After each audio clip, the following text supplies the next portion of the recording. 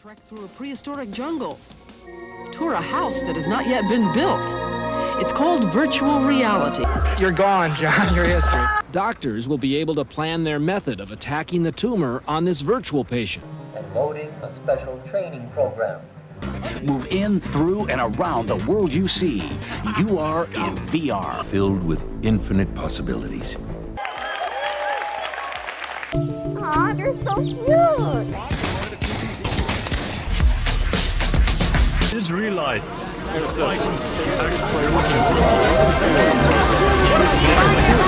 Your game was in G+.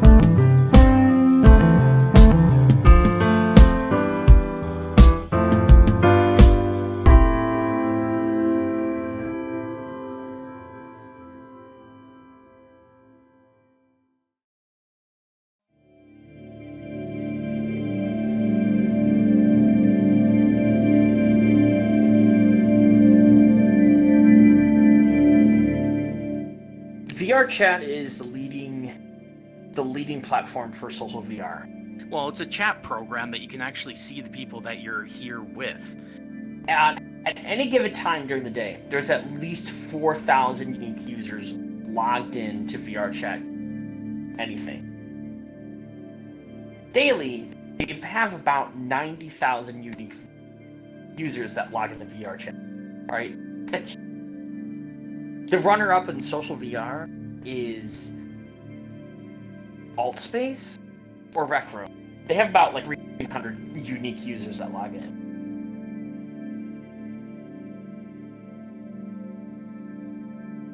Well, VRChat is a creative outlet where you can make things to express your creativity like throughout a world or either an avatar. I think it's a new YouTube. I think it's a new thing that young people are going to take and bring up to mainstream. And what that's going to look like, I don't know. I honestly believe that VR basically combines all these techniques and skill sets together. So you basically have your artistic expression with, model making and sculpting. But yeah, VRChat is definitely just a creative outlet to where you can socialize with other people who enjoy what you make and you enjoy what they make, or you can just come on here to purely socialize. And then you also have the game element, where get programming and to program, this coral, this shader right here. We're fucking underwater. And then you take all those elements and you combine them with an immersive experience. And it's very hard to describe to anybody outside of VR.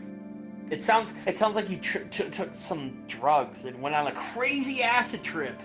I mean, how do you explain it? Like, I was a Shiba dog, and now I'm I was standing underwater and I watched a whale go by, and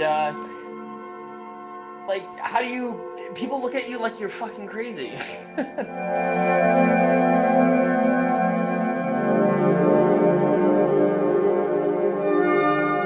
You're basically dealing with a new medium that no one really knows how to use. No one actually understands how to use, but we're doing it,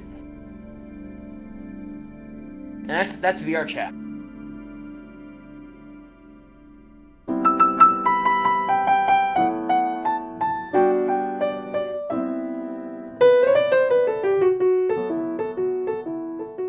This group of like-minded people, where do they gather? How often do they meet? Where do they find new members? And if you had an army of people who shared that passion with you, what would you do with the army? What if you could face those challenges with a group of people who shared your common interest, who had common values, but came from different backgrounds? Backgrounds that allowed to bring a different approach to that challenge. Queen.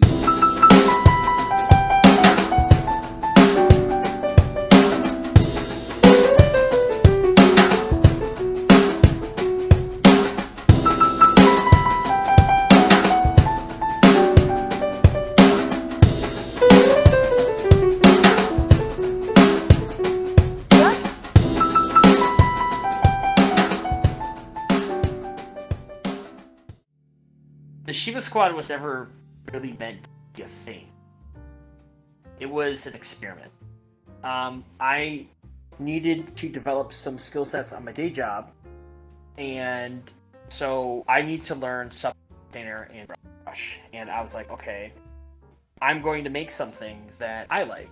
But I also have the business mind that, how am I going to make something that people enjoy?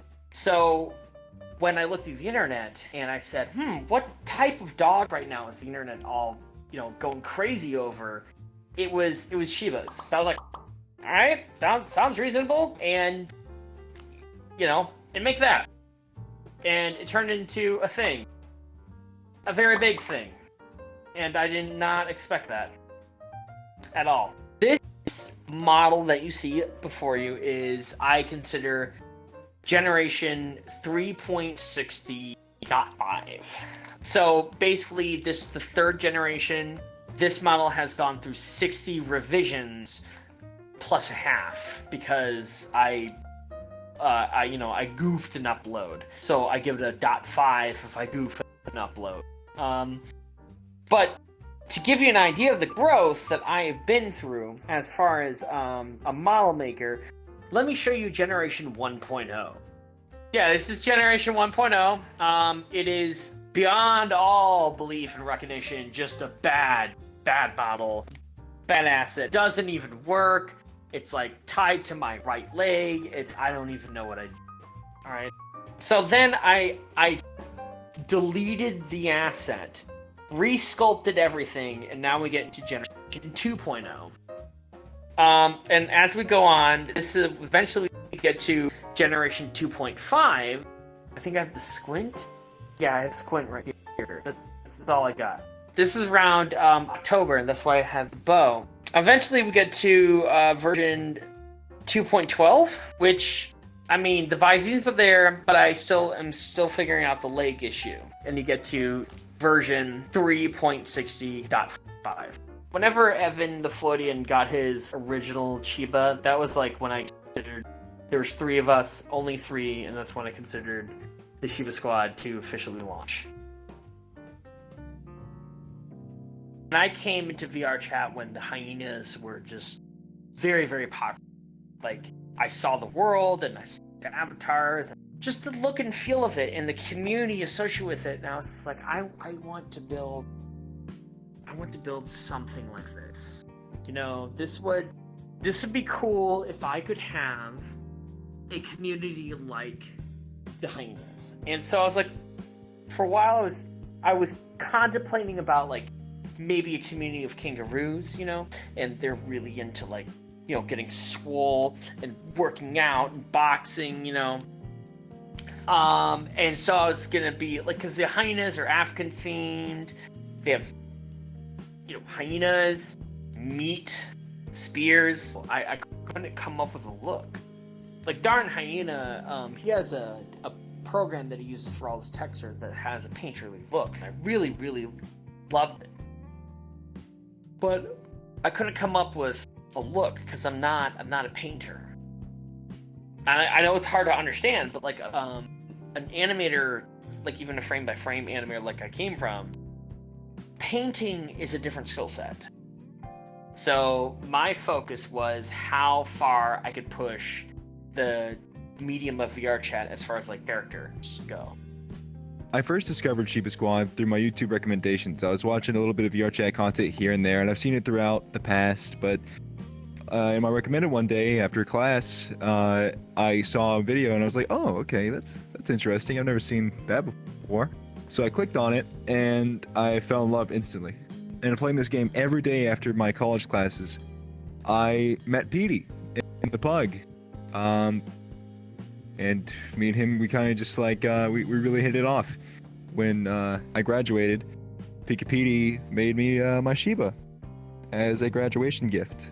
Me and Petey got drunk together and we became friends, and I didn't know because I was blackout drunk that night. And then he randomly showed up in a avatar testing world I was in, and I was like, wait, I know you. I was like, how did we become friends? And then he showed me his Shiba, and I was like, oh, that's so cool. He's like, yeah, if you subscribe to my Patreon, he's, you know, I can do them custom for you. I was like, oh shit, fuck yeah, man. So I sent it. Just saw a bunch of debaucheristic shite stains having fun, and I just went like, that is fucking hilarious. The early Shiba Squad was just, oh, it's fantastic. From October to December, it was just, oh, it was pure bliss. It was a lot more quiet, ironically more organized for how disorganized this whole thing still is, will ever be. The early Shiva Squad experience gave me some serious FOMO, F-O-M-O. It's like fear of missing out. Like, if I felt like if I wasn't on at night, I was definitely missing some cool shit happening. The only times I really showed up for any events was the photo shoots.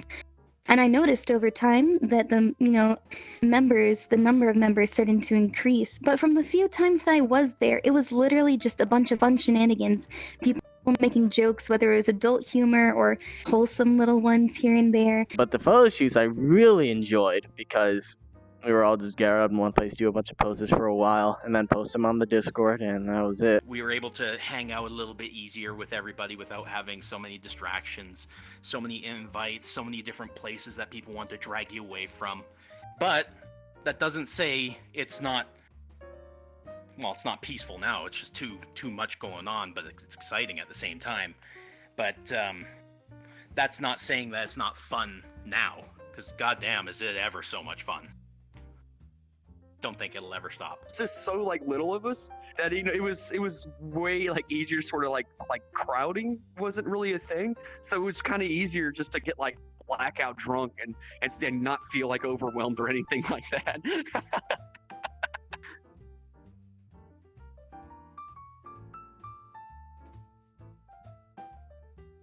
I'm quoted for making the Shiba King videos, but it is not my work at all, and it's mostly one of my really good animator friends recording me and doing a fantastic job in editing. The first one, following me around in a moment, I just didn't want to be followed around. But he made it really funny, so that was good. The second one was when I had a little bit more Shiba members, the introduction of Biscuit Fister. When the third, fourth, and fifth came out, I think that was like the height of the original culture of the Shibas. And it was exciting to watch it go viral. It was very exciting to watch people getting recommended and the growth of the community. But then there's a tipping point in a community growth. Because the Shiba King videos are great, but now you're getting the second wave version of people coming in. The people that weren't in it originally, they have like a different idea of what the community is. And so the Shiba King videos, they represent us as like a partying group all the time, drinking all the time, which, it looks really fun, but like it's not every night. Like that's like a week thing we do, if we do it. And then it was like the beginning of May is when Shiba King videos came out, and this one became really stressful.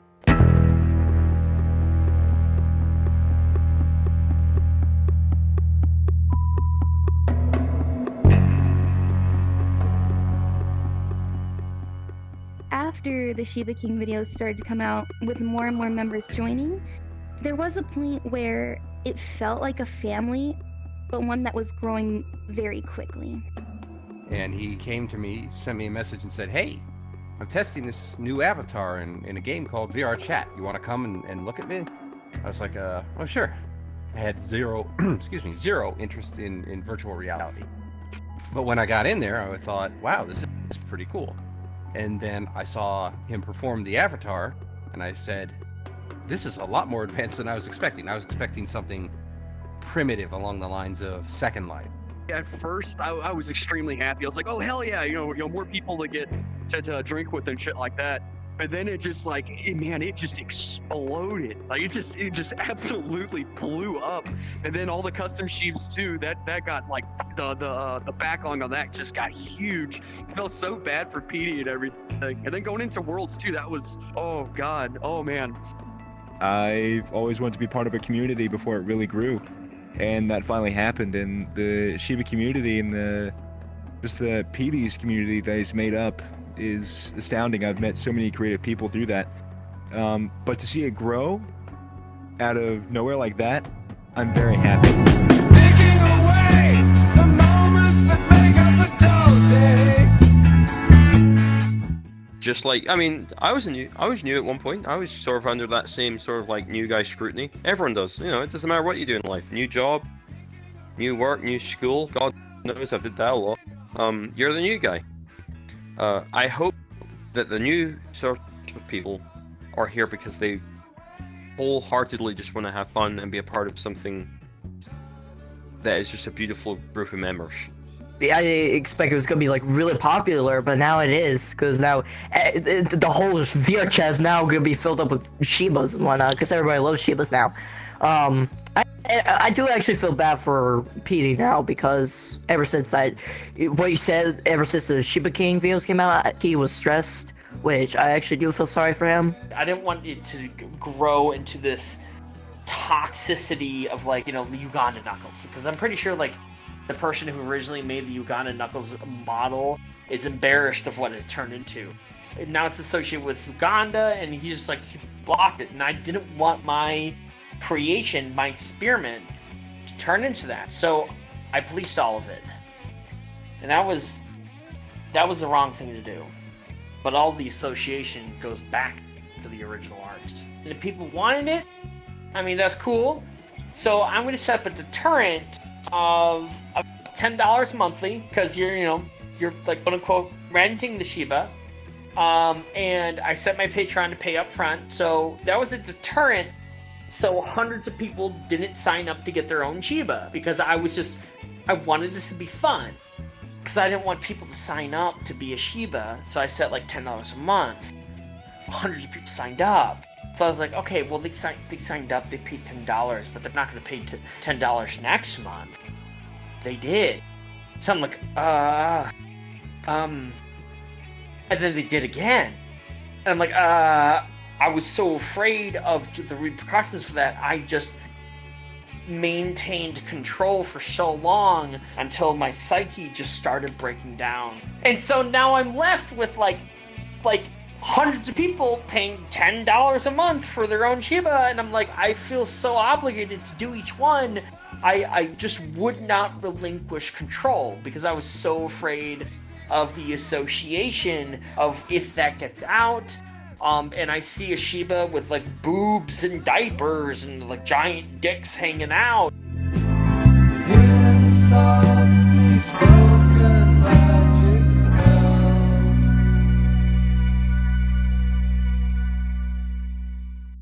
Oh, when they first came out, I saw the second one first, and I had no idea at the time that Rectal Biscuit was recording.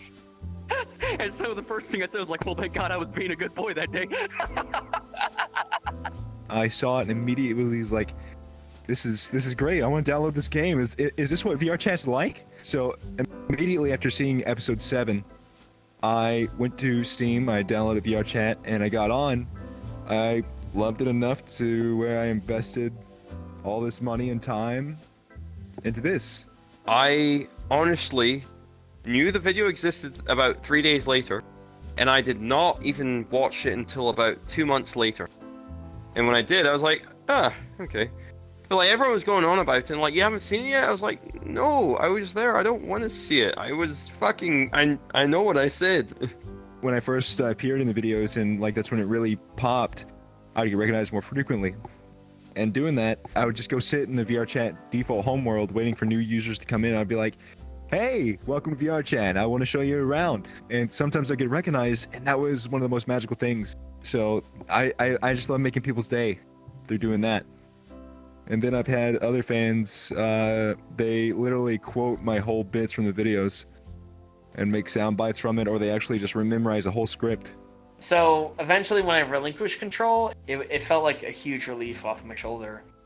Now it's fun. Now it's fun, because any little bit of drama that shows up, any little bit of, you know, if someone comes to me like, yo, so-and-so is doing this with Shiba, I'm just like, that's not my problem, dude. VR chat, it's a new platform, it's very volatile. When they change the dynamic bone limitations, I also have an ego problem where I have to show people on VR chat that no, you can still make really good content given the default restriction settings, you know? Because I know from my YouTube career that people, you know, they're not going to change their default safety setting. So if I can make my stuff look good on default safety settings, regardless of what the restriction is, then that's, you know, that's good. That's good for me. That's a good challenge. But then when they change the requirements on me, and now I have 60 avatars to update, manually update, it's like, what's the point? You know, I have 60 avatars to update and 500 more to, like, you know, cater to. I was just like, I was done. I just hoped that people wouldn't share them outside of the Discord channel. But they, you know, they did eventually, and now we have, you know, stuff like this. And this is something I didn't make. It's kind of broken right now, apparently. Look at this stretchy thing, but it's fun. Look at this. My regret is I didn't do it sooner.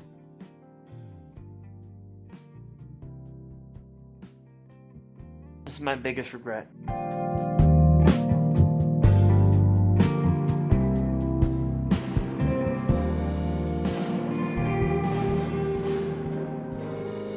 So when the Shiba assets went public, I was pretty happy that when it happened, it did, because I know Petey was under tons of stress, and honestly, like, it would have taken him so long to fill that like massive log of Shibas he had to do.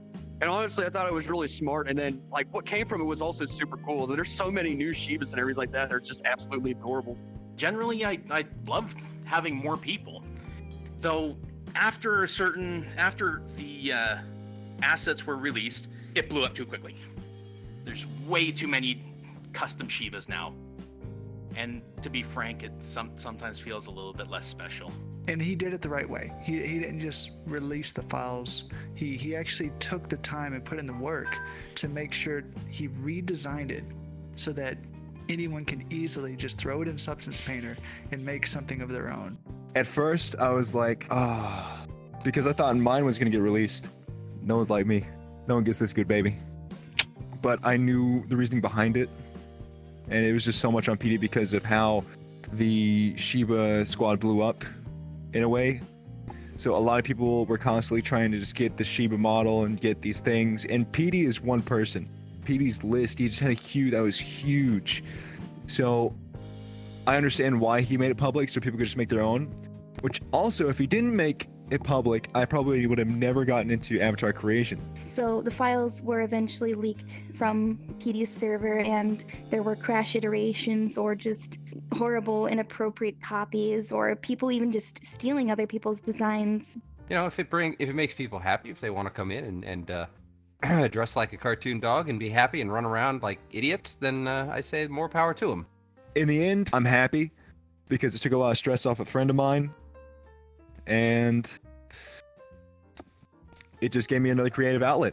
With the Shibas, I got to make them in my own way, so I put like music and whatever. I put texture. I got more to this. I'm going to give you footage, and I hope your dumbass is not going to ruin this documentary. you know, because I can't let that go with me. I know that a world needs a theme, so this is supposed to be, you know, Shiba Paradise, you know, a dog's version of heaven. I like the Shiba world. It's you jump really high. Not like the giant bone.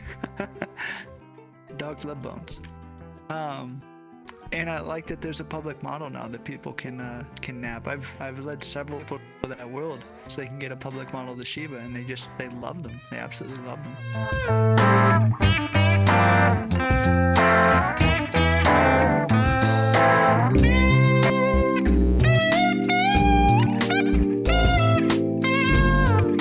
We have a giant bone right here, and all the colors are kind of like, you know, very pattern-like, and you know, the trees, they're made of cloth. Oh, the Shiba world. Oh man, I love it. I think it's super adorable. I love the big bone. I think that's so cute. It's extremely bright and pink. And at first he didn't really seem super motivated by it. It seemed like one of those things where he might start it, he might finish it, you never know. But then it just went on to be this huge thing, and now it's like the main Shiba world, and it's the Halloween update came along, and it's super impressive. Anytime a developer makes something that they're just having a fucking blast the entire time they're making it, it's gonna be good. It always does. Anytime you're forced to do something, it's gonna be shit. These are supposed to be plushy chew toys. I don't know why they're slippery and shiny. I have to fix that. But they're chonky. They're chonky boys. Look at them roll. That's cute. I honestly believe that I randomly decided to make a Shiba world because I was trying to capture the early days of VR chat. It's thematically brilliant, and Pikapedia deserves a lot of praise for being able to turn that out, to kind of crank it out as fast as he did. And I'm actually really excited for PD's new map he's making, which is for Halloween. I'm actually excited for that. Because he made like a freaking boss battle that you can actually like fight and stuff. Really well done, man. He should be very proud of it. It's just not my kind of world. But it is pretty, and it's not broken like some places are. I absolutely can't wait to see what it's going to turn into.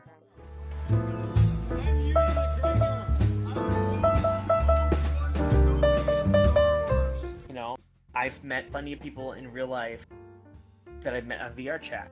I recently went to fly out to Houston. I met up with Dirkill.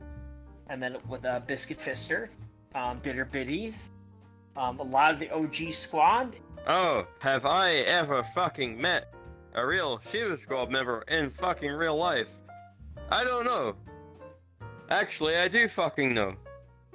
But the reason I say I don't fucking know is because most of the times we meet, I don't remember half the time we're together, because we party hard. I brought someone to the Shiba Squad, who's now a Shiba. It was Hell, Steak Drake. Yep, so yes, technically. Not yet, but I plan to go and see my girlfriend, who's also a Shiba, in a couple months, whenever I have money saved up. It's weird. It's fucking weird because like you know them.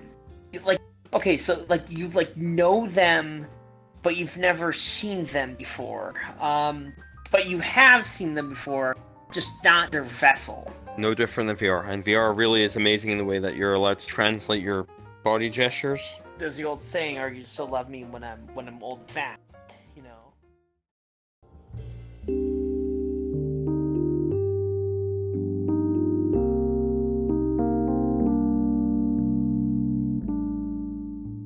I have a lot of memories formed over the past year in VR chat. A lot of adventure, a lot of friends, it's just memories, just formed in VR chat, and I don't know if any of them are valid. Like, you know, you have an amazing dream, and you try to tell people your awesome, amazing dream that you had. It was like this adventure, you're slaying a dragon, but it was a dream. It's it's not an actual memory. Am I wasting my life? Am I not actually experiencing what I need to experience? It feels authentic, and if you have authentic memories, you'll have real human responses. Can you tell us something really happened? They all think it's about more detail, but that's not how memory works. We recall with our feelings. Anything real should be a myth.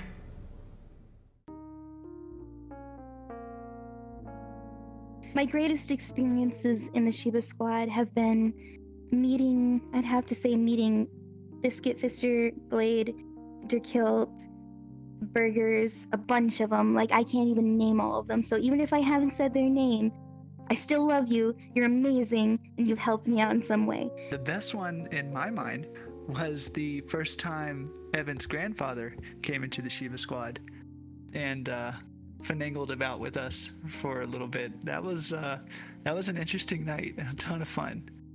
Because not only did we get to meet another Sheba Squad's family member, but we also got to introduce them to VR for the first time. We'll see you guys again. But it's Are you done for the night? Hey, thanks a lot. This is fun. Thanks a lot. We were all super excited for you to come on. So anytime you want. The night that Sheba Squad, or the Sheba King 3, began with. That night was insane amount of fun. Stupid fun. Everyone was on point except for Blue with the humor, but that's what we expected of Blue anyways. You dare challenge me? Just do it. You can say that your whole rise to power as the Sheba King was a sordid affair. Assorted affairs. It's terrible puns, but we love them. Favorite moment. Oh. See, that's a really hard question because usually I'm blackout drunk. So it's like, oh shoot, there is one I totally forgot about. Yeah, Shalefoot. It was a big group of us. We're in a world, and Shalefoot was standing on the edge of a world, and she was trying to get everyone's attention, and she finally does, and everyone turns around, and she takes a step back and falls from the world. But she just had a legitimate fucking scream from it, and it was the funniest thing in the entire world. Over that bridge, and you literally went. PD was he's pretending to be his mother, and then Klaus was scared. Was like, I am your mother. I brought you to this earth. You're going back in. Klaus, I'm your mother. I brought you into this world. I can take you right out. You'll get in there. It's okay. She's gone. It's okay. It's okay. We're doing an interview. This is supposed to be private. I mean, if you want to demonstrate how wacky, VR chat can be sometimes. Let's just say, any time that Biscuit Fister was around, because Biscuit Fister's out of his mind, goddamn insane. I can't even remember a time where I joined in a world with Biscuit Fister and didn't cry of laughter. Rectal, yo, Biscuit, you're rectal, rectum biscuit, biscool. If you make too many puns, they're gonna get a little burned up about it. Oh my god! Oh, I'm going to bring a gun here and shoot everyone! The video of when I first met Biscuit Fister and we drank. And I were just watching this shit go down, and the things that Kilt was saying were just, oh my god, it was the funniest thing ever. Whenever you're dressed in a fucking outfit of kilt and fucking pure Highland fucking strike, you piece of absolute reprobate shite, so that I didn't feel like I'm a person. My favorite thing in the Sheba Squad is just the close-knit community. I've never been in a community this close in my entire life, in the real world or online. It's remarkable. When people get in a Sheba avatar, they go completely nuts. I don't know what it is about turning into a cartoon dog, but hey, that's what happens. I get to be a dog. You can still feel, like when you're just chatting on a chat, you can feel still a little bit alone, but when you're actually here talking to somebody or being around a bunch of people, you're able to actually feed off of their energy like you would be in real life. To blow our own horn for us, the Sheba Squad, in my opinion, is one of the more welcoming groups there is here on VR Chat. If you see us here, if you come along, if you're in desktop mode, VR, Quest, doesn't matter, come and say hello, don't be nervous. Everything I wanted to bring into this community, the happiness that I wanted to share with everyone, it was amazing. It was ecstatic. It was one of the best times of my life. I've had a few fans try and find me or find me and, you know, want to meet, and they've been nervous beyond all reason and be like, no, just come and have fun with us. My favorite thing about the squad is all the interesting characters that are in it, because you have, let's say, people from the military, a Scottish dude, and a freaking father and son duo. Like, if you were to tell me at the beginning of those squad days, if you were to tell me that father-son duo was going to be joining the group, I would have called you the biggest dumbass on earth. I really would have, right to your face. The squad. I love the squad. Folk that just want to have and enjoy life. Not try and be famous, not try and, you know, make a couple bucks here and there, just have a fucking good time. Some of the people there are very special to me now, and I would do a lot for those folk.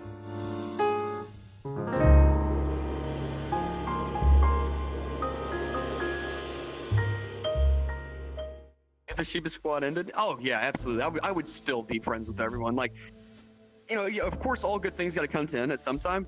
Of course I would. It's just a group. I still have friends that I made through it.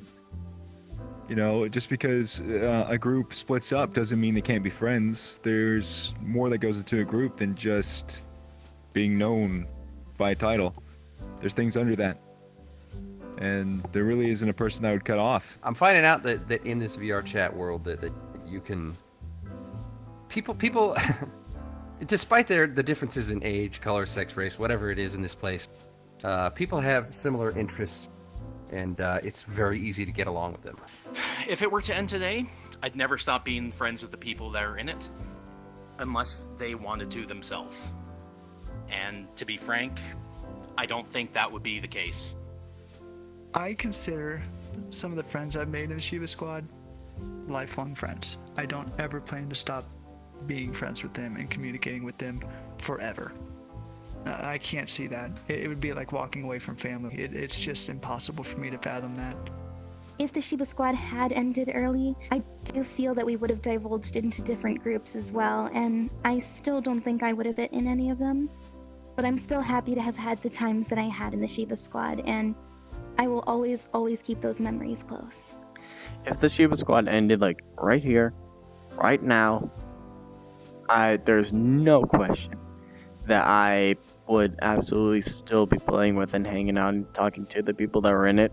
Like, no doubt. I consider these guys absolute friends. I hope they consider me a friend too. Fuck yes. Not even a question. They're family. Me personally, I joined the group wanting a good time and came out as a life-changing experience. I'm not the person that I was before. I am now. The Sheba Squad made that much of an influence on me. There are people that are part of this group that I would do anything for, help out. I love them all. Did I see myself here a couple months ago? No. But I'm here, I'm living it. I'm in the midst of it, and I love every single second of it. I so happened to stumble across it. And now that I've stumbled across it, I'm striding forward in life without stumbling. I have direction, and I have hope for not only the Sheba Squad, but for myself. I wasn't desperate before, but I was definitely lonesome. I'm not lonesome anymore. I have a community. I had folks around me, family and all that, but like actual people outside that, Sheba Squad are amazing. And every single one of them, and they know who they're talking about. The people I speak to on a daily basis, or as much as I can. They're an amazing group of people, and I hope they never forget them themselves, because they've affected me greatly. More than they'll probably even ever fully understand. So, I don't know what else to say other than I love the Sheba Squad. With every atom of my being. It's amazing.